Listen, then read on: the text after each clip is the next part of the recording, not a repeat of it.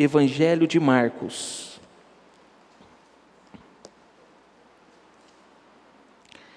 capítulo 1, versos 35 a 39. Louvado seja Deus por essa noite tão gostosa, um louvor tão espontâneo, a igreja abrindo o coração diante de Deus. Nós podemos e devemos adorar a Deus com o nosso intelecto, com as nossas emoções, com o nosso corpo. É muito bom isso, né, irmãos? Essa abertura do nosso coração diante do Senhor. Louvado seja Deus.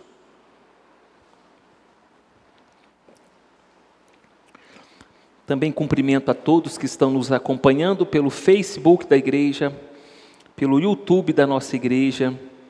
Que o Senhor seja louvado e que vocês sejam também grandemente edificados pela palavra do Senhor. Todos encontraram, amém? Diz assim, verso 35.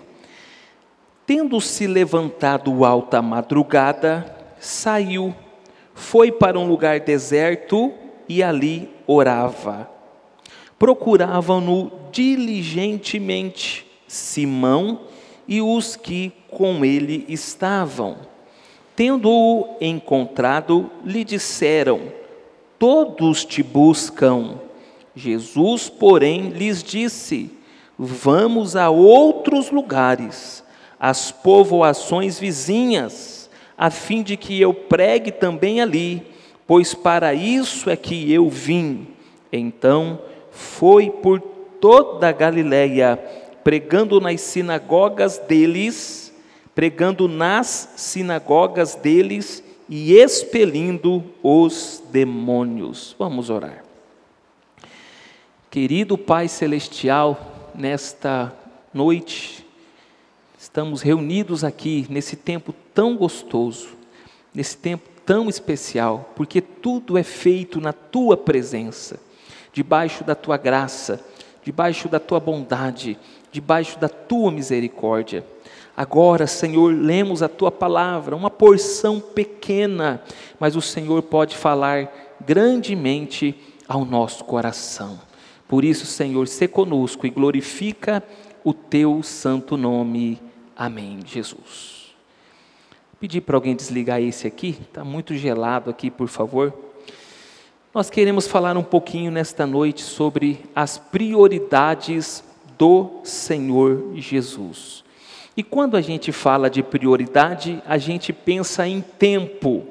E há uma frase que eu gosto muito, que diz: o tempo não perde tempo.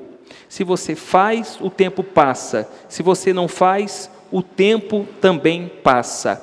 O tempo não perde tempo. Por isso que nós precisamos ter prioridades.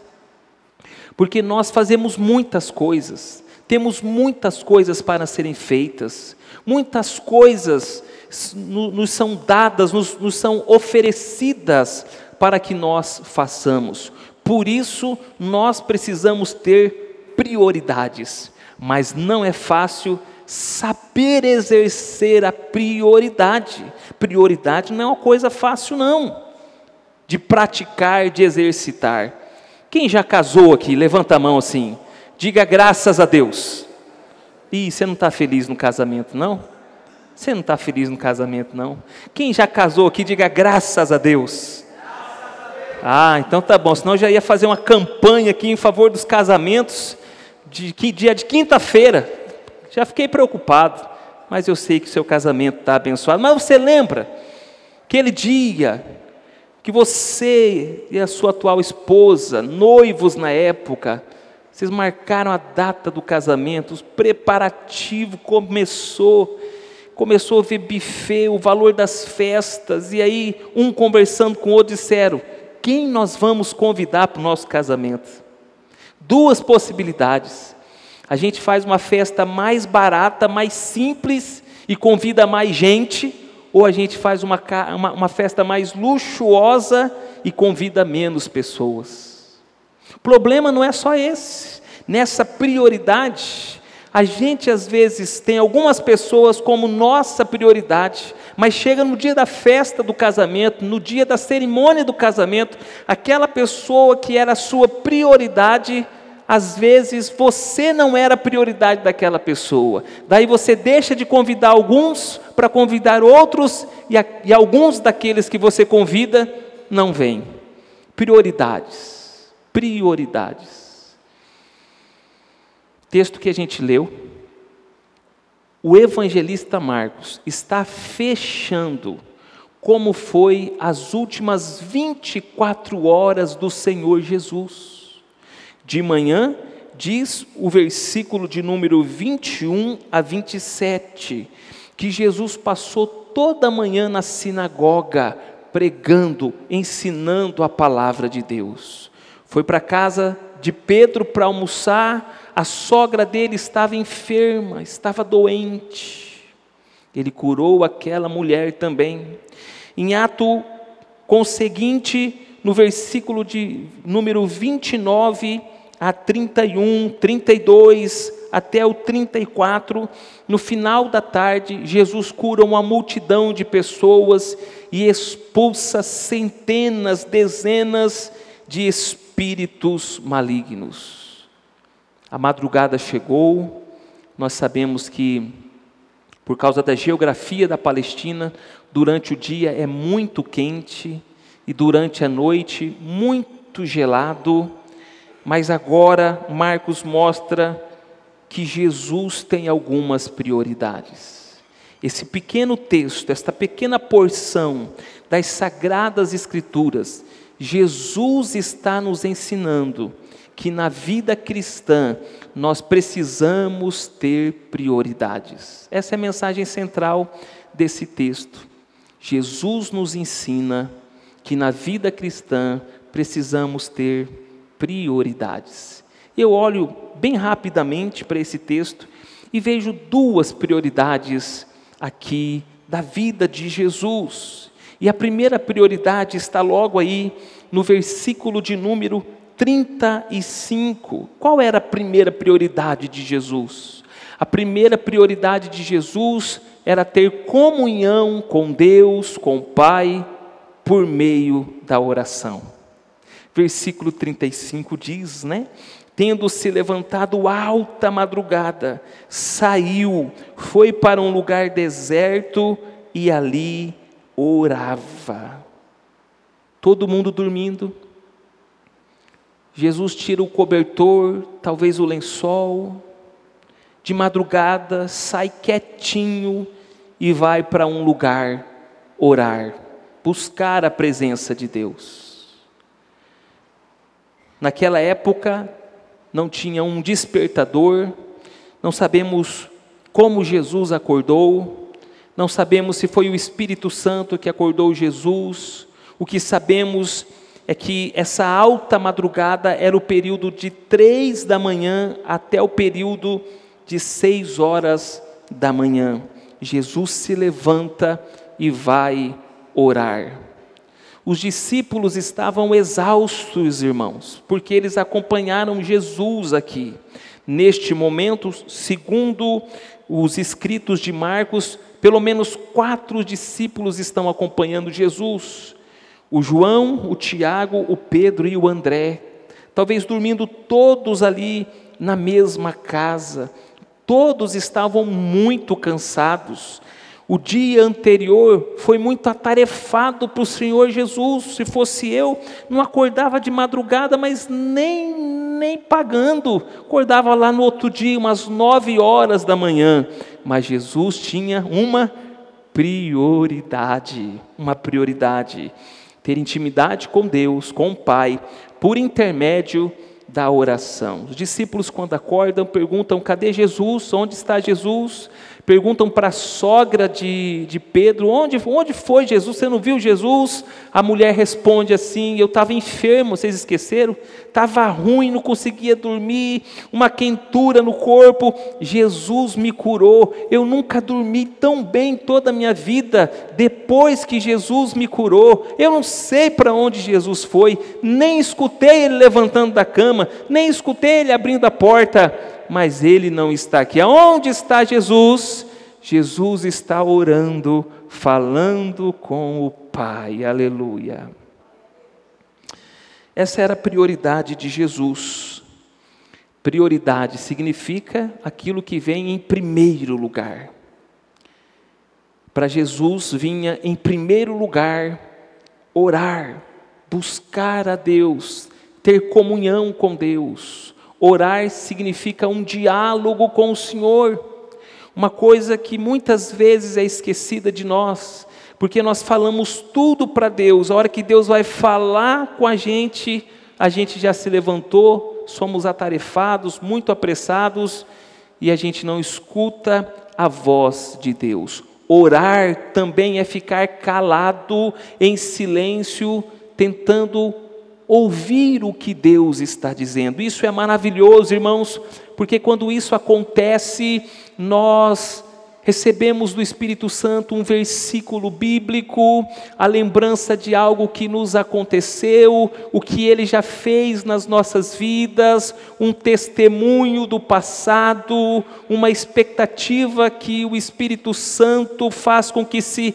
avolume de uma convicção de que Deus, à luz da palavra dEle, deseja de nós uma promessa, um pecado a ser abandonado, alguma coisa da parte de Deus. Então, orar não é só falar com Deus, também é não falar nada, ficar quieto e tentar ouvir a voz de Deus, a vontade de Deus para as nossas vidas. Quem diz amém para essa palavra? Orar também é, fica quieto, sossega. Aliás, Charles Spurgeon, ele disse que nenhum homem deveria ver a face de outro homem antes de sair da sua casa, sem antes ver a face de Deus. E aí ele usa o versículo do Salmo 46, dizendo: aquietai-vos e sabei que eu sou Deus. Aquietai-vos e sabei que Deus é Deus. Então você precisa aquietar o coração, aquietar a alma, aquietar as emoções, para tentar ouvir Deus, porque o nosso Deus é um Deus pessoal, é um Deus relacional, é um Deus transcendental, mas também é um Deus imanente, presente, que fala conosco, amém? Deus fala conosco. Mas o que Jesus estava orando, hein? De uma coisa eu sei que Ele não estava orando, que eu oro, mas que Ele não precisou orar. Ele não estava pedindo perdão por seus pecados, porque Jesus nunca pecou. Não é? Jesus nunca pecou. Os comentaristas dizem, pelo contexto do texto, que ele estava alinhando a vontade de Deus, a vontade do seu coração, para o que ele iria fazer naquele dia. Marcos mostra Jesus muito atarefado, com muitas atividades. Então, diante do contexto, nós estamos percebendo que Jesus está orando para o que ele vai desempenhar no nascer do sol. E vocês percebem no versículo 37, no versículo 38, 39, que os discípulos queriam que ele novamente, o Senhor Jesus, fosse atender a multidão. Mas Jesus já alinhou qual é a vontade de Deus para a vida dele naquele dia. E ele sabe que aqueles já ouviram a mensagem do Evangelho, que aqueles já receberam bênçãos da parte de Deus, e ele precisa ir para um outro povo, em outra região, que ainda não ouviu a voz do Evangelho do Senhor Jesus Cristo. Aleluia! Que gostoso esse ensinamento de Jesus, né? Para os seus discípulos no primeiro momento, porque o texto que nós lemos, no contexto dele, nós já explicamos esse versículo também, aqui mesmo no capítulo 1, no versículo 17, Jesus disse-lhes: vinde após mim e eu vos farei pescadores de homens. Para nós nos tornarmos pescadores de homens, Jesus é o maior modelo disso. Ele passou antes orando, se consagrando, se revestindo do Espírito Santo para pescar mais homens. Se os discípulos, portanto, se tornariam pescadores de homens, eles precisavam, antes de mais nada, também buscarem a Deus. Pastor Antônio e todos os demais pregadores, que ensinamento esse texto diz para nós? Antes de pregar, nós precisamos nos revestir de Deus, nós precisamos nos revestir da presença de Deus, da graça de Deus, por intermédio da oração. É isso que Jesus está ensinando os seus 4 discípulos, é isso que Ele está nos ensinando como pregadores nesta noite.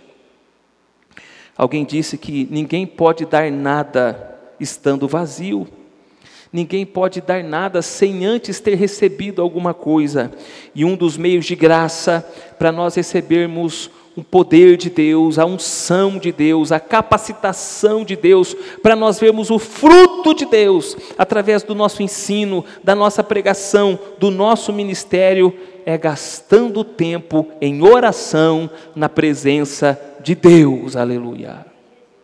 Amém ou não amém? Amém, graças a Deus. Não é fácil orar. Eugene Peterson cita um crítico do mundo em muitas atividades, o nome dele é Wayne Watts, e ele diz assim, como é a cabeça do ser humano no século 21, ele diz assim: nossa geração tem no lugar do cérebro um taxímetro que transforma o tempo e o espaço em dinheiro.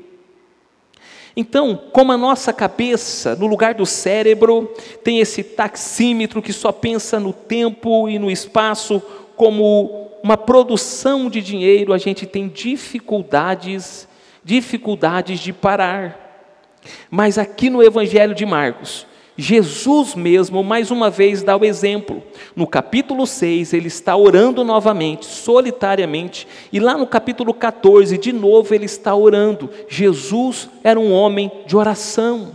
Se Jesus é um homem de oração, quanto mais eu e vocês, meus irmãos, não precisamos orar.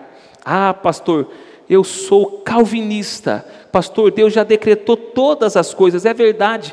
Deus já decretou os fins, mas Deus também decretou os meios, e o meio que Ele decretou para as coisas acontecerem debaixo da sua soberana vontade é a oração. Se você não orar, você ficará sem receber muitas bênçãos da parte de Deus para com a sua vida. Os discípulos viam os discípulos de João Batista orando, os discípulos dos fariseus orando, e um dia eles pediram para Jesus: Jesus, ensina-nos a orar, porque sem oração, às vezes, nada acontece. Nada acontece. Nós fomos para a Assembleia agora, minha 6ª Assembleia. Então a Assembleia Geral da Igreja acontece de 3 em 3 anos. 2001 teve uma, eu me formei em 2001, a partir de 2002 eu podia participar da Assembleia. Então passou 2002, 2003, 2004 eu fui para a Assembleia. Então são 6 Assembleias, durante esse todo o tempo de ministério, 20 anos de ministério, e nenhuma das Assembleias, na minha opinião modesta, foi tão boa como esta. Mas o que aconteceu antes? Aconteceu uma campanha de oração e de jejum. Todos os presbitérios, envolvendo as igrejas locais, todas as regiões do Brasil e algumas 30 outras regiões do mundo se uniram, orando e jejuando, para que esta Assembleia desfrutasse do favor imerecido de Deus. Meus irmãos, a oração é algo indispensável na nossa vida cristã. Aliás, muitos estudiosos dizem que o Evangelho do Marcos é um evangelho, na verdade, do discipulado.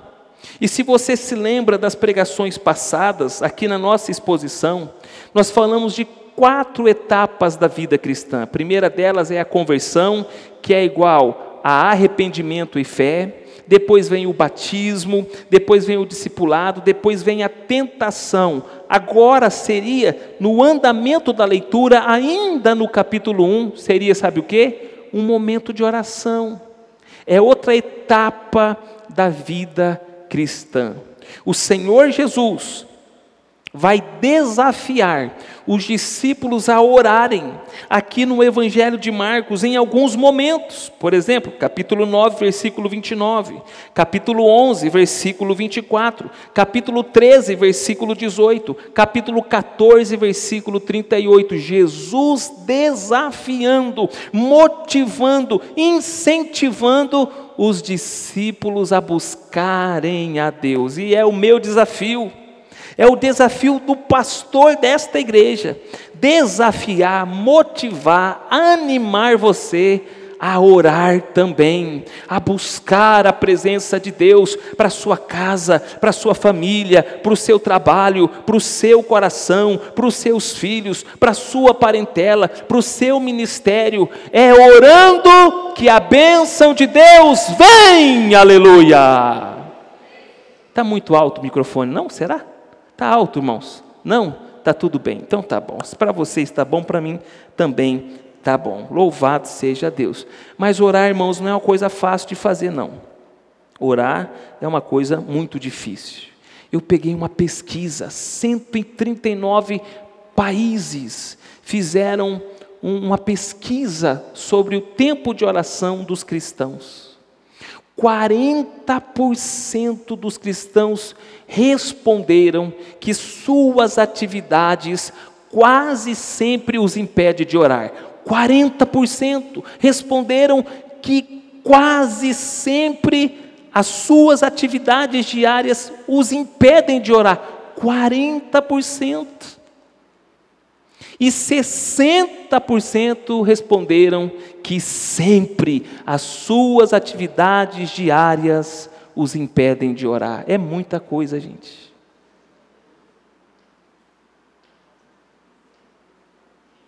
A prioridade não é mais a oração. Fizeram uma pesquisa com os pastores, tem que falar da gente também, os pastores, irmãos. Uma média de oração dos pastores no Brasil, 5 minutos por dia. Então tem gente que ora 2 horas, tem gente que não ora nada, já cai a média, né? Já pensou? Deus tenha misericórdia de nós. Nós precisamos parar para orar. Podemos orar enquanto estamos dirigindo? Claro que podemos. Podemos orar enquanto estamos trabalhando? Claro que podemos. Mas Jesus separou um tempo exclusivo para orar, porque era prioridade de Jesus orar, estar com o Pai, ter intimidade com Deus por intermédio da oração. Você já deve ter ouvido falar, talvez já leu, talvez assistiu o desenho ou filme de Alice no País das Maravilhas. Lembra disso? Logo no início, Alice se encontra com o coelho. E ela quer falar com o coelho, mas o coelho está sempre correndo. E ele diz: eu estou atrasado, eu não posso parar. E Alice diz: vem aqui, eu quero falar com você, me mostra o caminho, vem cá, coelho. E ela sai correndo atrás do coelho, e o coelho sempre dizendo: eu não posso parar, eu estou atrasado, eu não posso parar, eu estou atrasado. Você e eu não podemos ser como o coelho da Alice no País das Maravilhas. Nós precisamos ser como Jesus, precisamos parar e ter um tempo de intimidade por meio da oração com o Senhor Jesus. Amém? Olha esse livro aqui, Ocupado Demais para Deixar de Orar, Bill Gates. E ele mostra, irmãos, que não é fácil orar. Olha o que ele escreve aqui na página 1, ele diz: a oração é um ato antinatural. Ele diz assim: desde o nascimento aprendemos as regras da autoconfiança, enquanto nos esforçamos e batalhamos para ganhar autossuficiência. A oração vai contra esses valores profundamente estabelecidos. Quais são os 2 valores? Autoconfiança e autossuficiência. É um atentado à autonomia humana, a oração é um atentado à autonomia humana, uma ofensa à independência do viver. Para as pessoas que vivem apressadas, determinadas a vencer por si mesmas, orar é uma interrupção desagradável. A oração não faz parte da nossa orgulhosa natureza humana.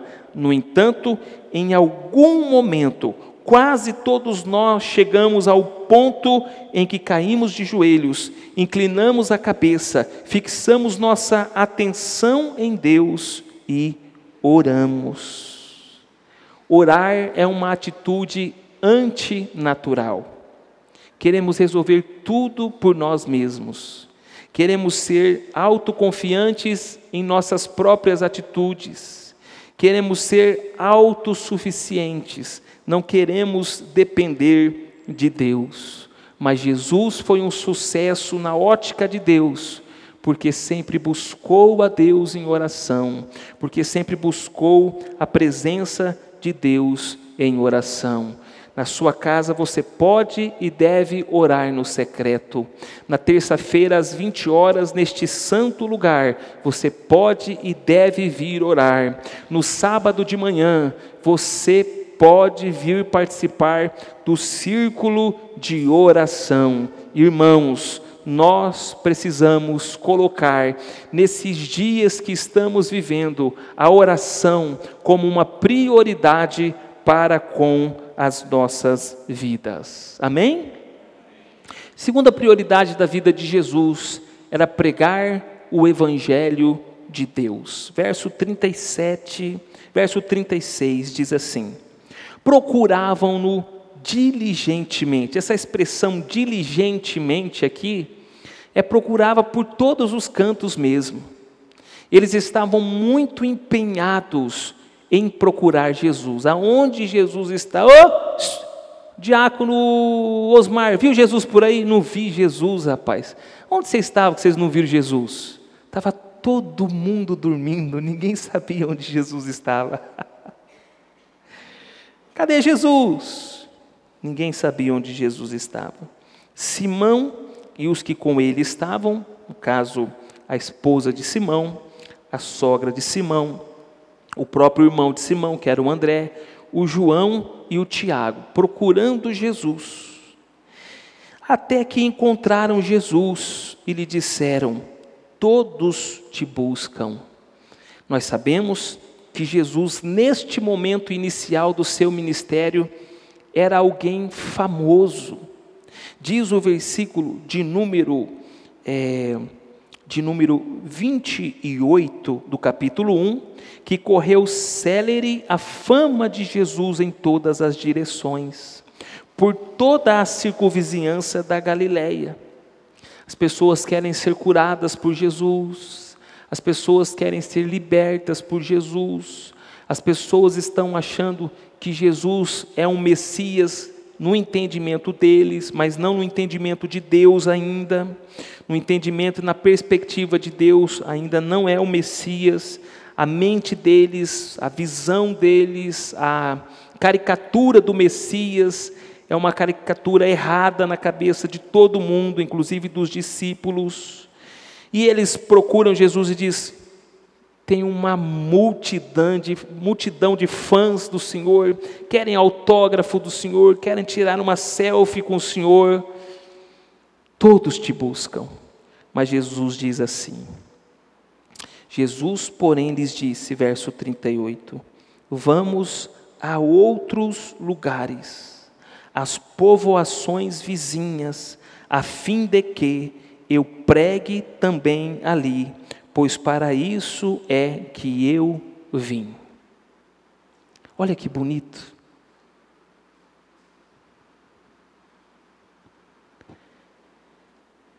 Todos nós temos uma tentação na nossa vida. Eu não sei qual é a sua, eu sei qual é a minha. Jesus já venceu uma tentação no deserto anterior, no mesmo capítulo 1, durante 40 dias.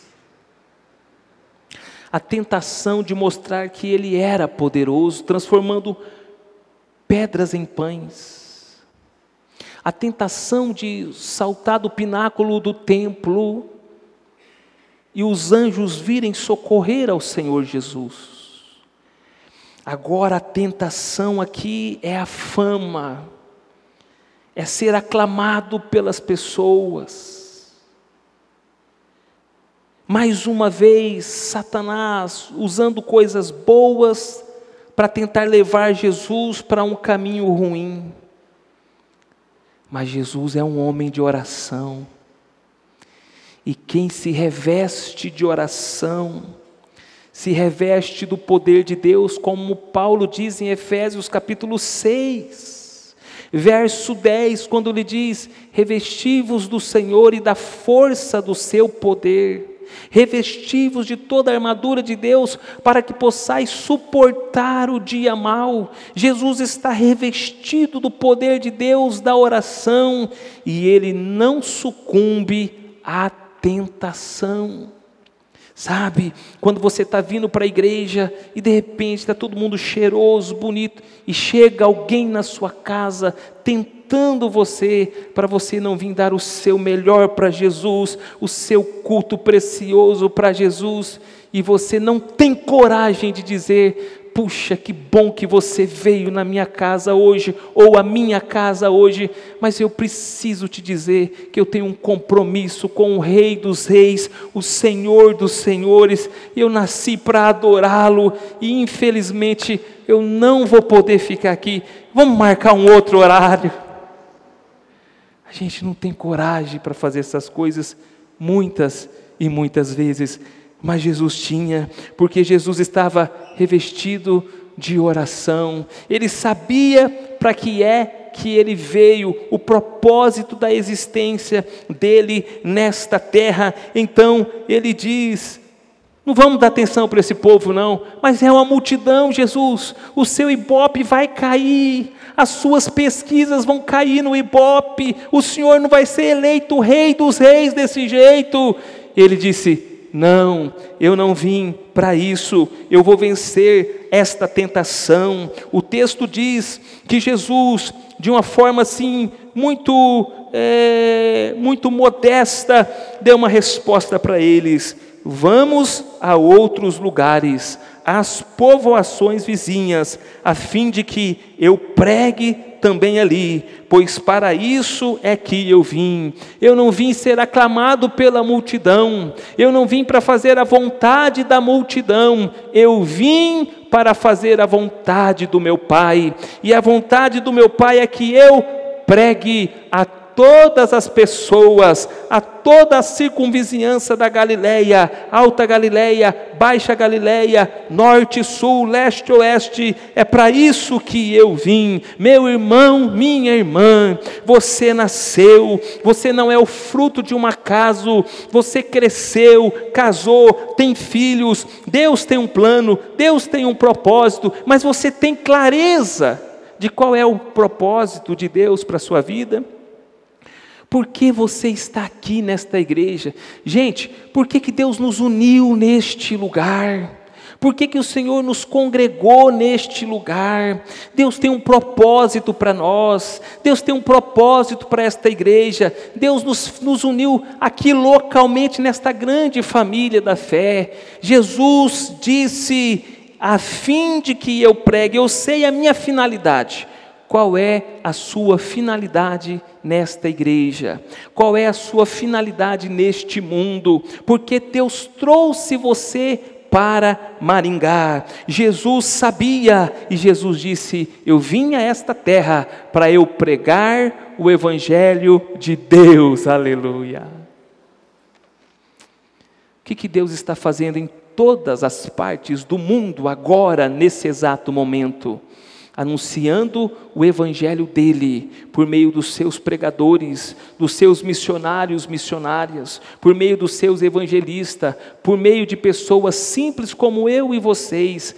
É a vontade de Deus que nós nos unamos a Ele, para que nós anunciemos o Evangelho. Pregar o Evangelho, irmãos, não é só colocar um terno, uma gravata, um microfone e pregar para um grupo grande de pessoas, ou apenas fazer uso da tribuna, do púlpito para anunciar o Evangelho. Não, pregação pura e simples. Stuart Eliot diz que pregar o Evangelho é se unir a uma criança e anunciar as boas novas. Pregar o Evangelho é parar numa rodinha de pessoas e anunciar o Evangelho. Pregar o Evangelho para pessoas de todas as idades, todas as faixas etárias, é o seu chamado, é o meu chamado, é o chamado desta igreja, alcançar os perdidos, e os perdidos só serão alcançados se nós pregarmos o Evangelho de Deus, as boas novas de Jesus, para todas as pessoas. Quem diz amém para essa palavra? Nós não podemos nos perder, querida igreja de Jesus. Nós também precisamos ter prioridades. E aí, eu queria misturar as duas coisas agora. Porque tem uma parte no versículo 39 que diz assim: então foi por toda a Galileia, pregando nas sinagogas deles e expelindo os demônios. Irmãos, de verdade, quando nós somos pessoas de oração e nós pregamos o Evangelho de Deus, coisas sobrenaturais acontecem. Pessoas são salvas, pessoas são transformadas, pessoas são curadas, e pessoas oprimidas ou possessas pelos demônios, elas são tocadas, como a gente cantou aqui nesta noite, tocadas por Jesus. Irmãos, acontece coisas na nossa igreja, o Senhor tem feito coisas, mas com todo respeito, Deus me perdoe se eu estiver falando uma heresia, é muito pouco, irmãos. Se nós estamos de fato anunciando o Evangelho de Deus, e nós estamos tendo um tempo de oração com Deus, uma vida consagrada a Deus, uma vida diante do altar de Deus, precisamos ver os frutos da nossa vida com Deus acontecer na nossa casa, acontecer na nossa igreja, acontecer no ambiente que nós frequentamos, acontecer nos grupos pequenos, acontecer no ministério de louvor, acontecer no ministério dos homens, da terceira idade, das criancinhas, dos adolescentes, dos jovens. Oh, meus irmãos, parece que tem alguma coisa errada. Será que nós estamos em pecado? Eu não sei. Nós somos uma igreja que crê na contemporaneidade dos dons do Espírito Santo. Nós somos uma igreja aberta para o agir de Deus, para o mover de Deus. Nós estamos nos empenhando em pregar o Evangelho, incentivar os irmãos a orarem, a buscar a Deus. Jesus orava, Jesus anunciava o Evangelho do reino de Deus, o Evangelho de Deus, e quando esse Evangelho chega, meus irmãos, alguma coisa da parte de Deus tem que acontecer. Quem concorda, diga glória a Deus. Eu não consigo fazer isso sozinho, eu preciso do seu comprometimento. Você não pode esperar o pastor ou algum outro líder de ministério chegar aqui e falar assim: irmãos, vamos jejuar essa semana. Você não precisa disso. Minha oração é que o Espírito Santo de Deus, vocês vão tirar sarro de mim, né? Porque eu falo Espírito Santo, vocês ficam tirando sarro de mim. Eu já vi vocês tirando sarro de mim. Deus me mostra. Sou um homem de oração, Deus mostra para mim. Minha oração, irmãos, é que ninguém precise falar: ei, vamos orar, gente, ó, vamos jejuar, gente, ó, gente, vamos ler a Bíblia. Se você tem o Espírito Santo de Deus, Você tem que abrir o seu coração para Ele, praticar os meios de graça. Deus vai tocar no pastor Antônio, na Aline. Vamos fazer uma reunião de oração aqui com os nossos adolescentes, com os nossos jovens, para eles terem uma experiência com Jesus, com o Espírito Santo. Não precisa esperar eu pedir. Os homens já foram despertados, vigília. Vem cabra macho, ou macho, vem orar, vigília. Só que a vigília, irmãos, não é só para os homens, ela é dirigida pelos homens. Ela é para toda a igreja. O círculo de oração não é só para as mulheres, não é, irmã Genesi? Para toda a igreja. Aí o que acontece? Você não participa, não se envolve, não se compromete, aí você começa a dar ideia para fazer outras coisas. Mas se a gente não faz nem bem feito o que a gente já tem, a gente vai sobrecarregando a igreja com evento daqui, evento dali, coisa daqui, coisa dali. Daqui a pouco está todo mundo exausto, cansado, estressado. Gente, vamos aproveitar o que Deus já nos deu. O que Deus já nos deu toda semana, começando domingo. Escola Bíblica Dominical, culto à noite, começa às 18h30. Se você leva Deus a sério e você tem a tarde toda livre, você precisa colocar na sua agenda: eu vou chegar na igreja 18h28, quando o dirigente começar o culto, eu vou estar lá para celebrar, para adorar, para entregar o meu culto solene àquele que me deu a vida, aquele que me salvou, aquele que me abençoou, aquele que escreveu meu nome no livro da vida, aquele que está me santificando, aquele que tem tantas promessas e todas elas têm se cumprido na minha vida. Quem diz amém para essa palavra? Oh, igreja do Senhor, vamos amar a noiva de Cristo, que Ele congrega neste lugar, se compromete com a igreja de Jesus, que você é membro. Terça-noite, reunião de oração. Estava vindo um grupo bom, 50 pessoas, 60 pessoas. Aí eu dou o testemunho, está uma bênção, meus irmãos. 40 pessoas, 50 pessoas, 60 pessoas na reunião de oração. É só eu dar o testemunho que o pessoal para de vir. Não vou mais testemunhar. Vem orar. Quarta-feira tem a tarde da bênção. Se você pode, vem. Pastor, eu não posso, tem meu filho, tem minha filha. Gente, eu sou de uma época, vou contar rapidinho. Não gosto de ficar contando muita história no púlpito, não. Meu pai nunca teve carro. Ele teve uma moto lá, uma pequenininha, que eu não lembro o nome, mas eu lembro de uma outra que era maior. Era da Yamaha, TT. Já ouviu dessa moto? TT. Quem já ouviu falar dessa moto? TT. Era uma moto 2 tempos. E a óleo, acelerava, fumaça para tudo quanto é lado. Nós éramos em 4, hein? 4. Meu pai era dirigente de congregação da igreja. Ia 2 na frente, no tanque da moto, vinha meu pai. Naquela época eu não usava capacete, só meu pai que usava. Aí entre o meu pai e a minha mãe, o pequenininho no meio, e o outro ia lá na rabeira, lá onde amarrava as compras, ia lá. Todo mundo para a igreja. E todo dia, irmãos, teve uma época que a igreja funcionava de domingo a domingo. E as mães arrastavam os filhos. Mas eles vão ficar dormindo lá no meio das cadeiras, dos bancos. Mas era assim mesmo. Ficava dormindo lá, mas ia para a igreja. Ia para a igreja. Ficava dormindo lá e não tinha esses colchão chique que tem na nossa igreja, não. Esses colchonetes, não, era no chão mesmo.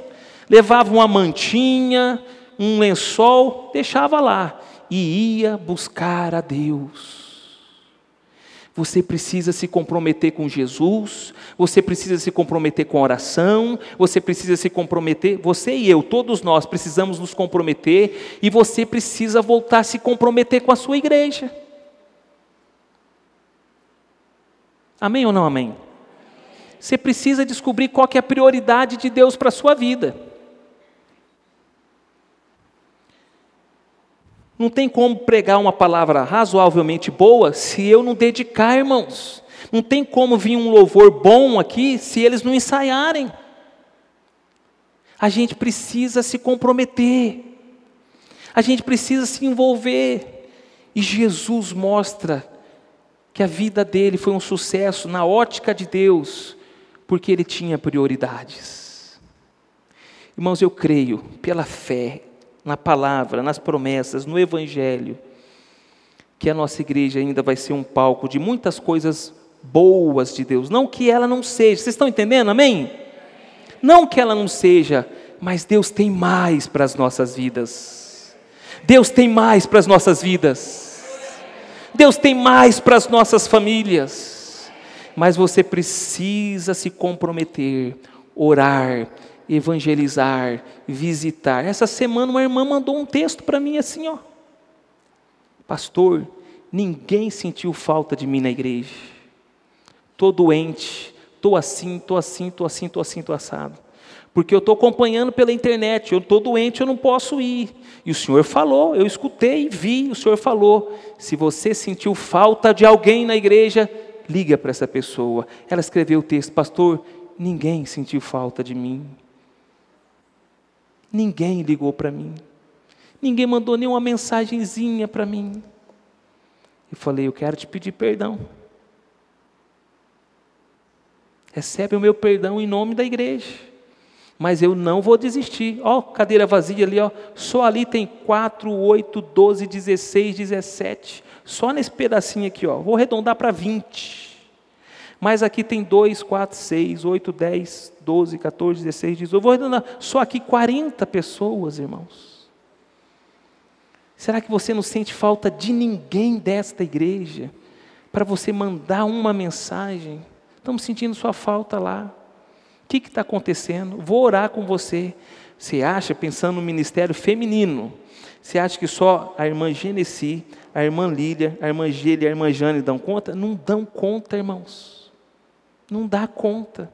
Você acha que só a irmã Vera, a irmã Neuci, o irmão Osvaldo e a irmã Tatiana dá conta de cuidar de mais de 100 velhinhos? Não dá conta, não.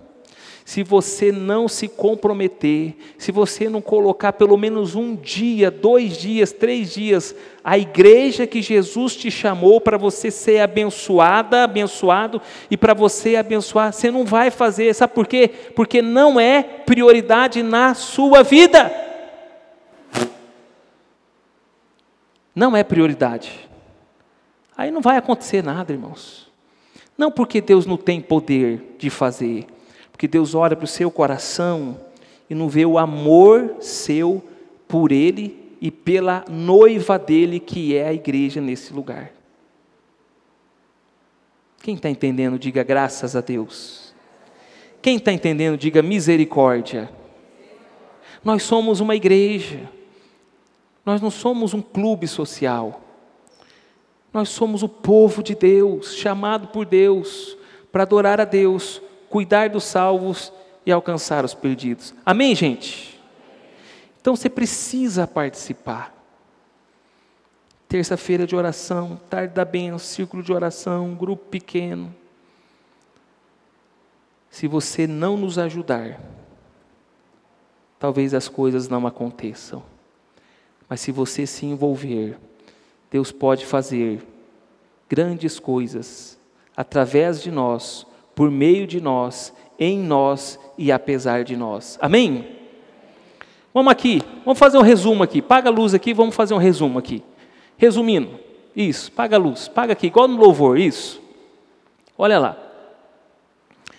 Texto, Marcos 1, 35 ao 39, título, as prioridades de Jesus, mensagem central. Jesus nos ensina que na vida cristã é preciso ter prioridades. 2 prioridades. Eu pergunto e vocês respondem. A primeira prioridade, 1, 2, 3.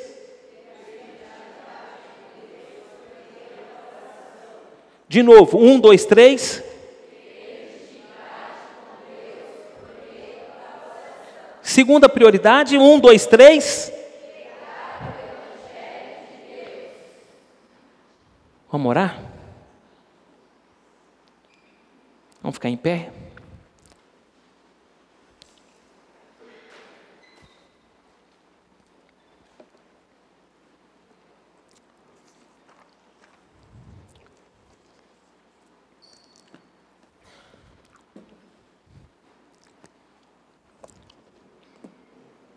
Pai, muito obrigado por esta noite tão maravilhosa na Tua presença. Muito obrigado pela fé, pela esperança e pelo amor. Muito obrigado por tudo que fizemos aqui neste culto ao Senhor, para a glória do Senhor. Nossas orações, nosso louvor tão abençoado nessa noite, as ofertas, os dízimos, a presença preciosa dos nossos visitantes, a palavra pregada. Senhor, ganhe o nosso coração para o Senhor. Nossa vida é tão corrida, tão cheia de coisas, mas o Senhor está nos ensinando, como nosso grande e maior modelo, que nós precisamos ter prioridades. Toca no coração daqueles que não vieram esta noite, sei lá por que não vieram. Alguns têm boas justificativas, outras nem tanto, eu não sei, mas não vieram, Senhor. Toca no coração deles, para eles se comprometerem de novo com a Tua casa, começar a frequentar os cultos, começar a frequentar as atividades da igreja, e se envolverem, se entregarem. Senhor, só quando nós entregamos tudo para o Senhor, é que temos tudo do Senhor para as nossas vidas. Quando nós não nos entregamos, não nos comprometemos, não temos uma aliança verdadeira com o Senhor, as coisas não acontecem. Senhor, que o Senhor tenha misericórdia de nós, e que esta semana seja uma semana de oração, que esta semana seja uma semana de evangelização, que esta semana seja uma semana de bênçãos na Tua presença maravilhosa. Muito obrigado, Senhor. Agora despede-nos em paz, em segurança, despede-nos em paz, debaixo da Tua graça, do Teu amor, da Tua bondade, da Tua misericórdia. Ó Senhor, que seja uma semana tremenda na Tua maravilhosa e gloriosa presença. Em nome de Jesus Cristo, que o povo de Deus diga.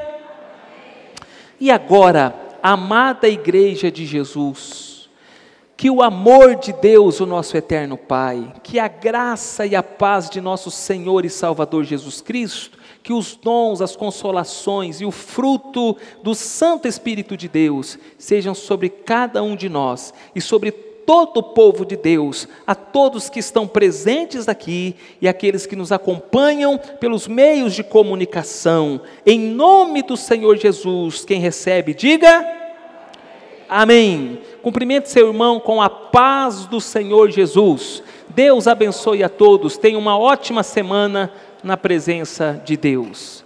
Amém.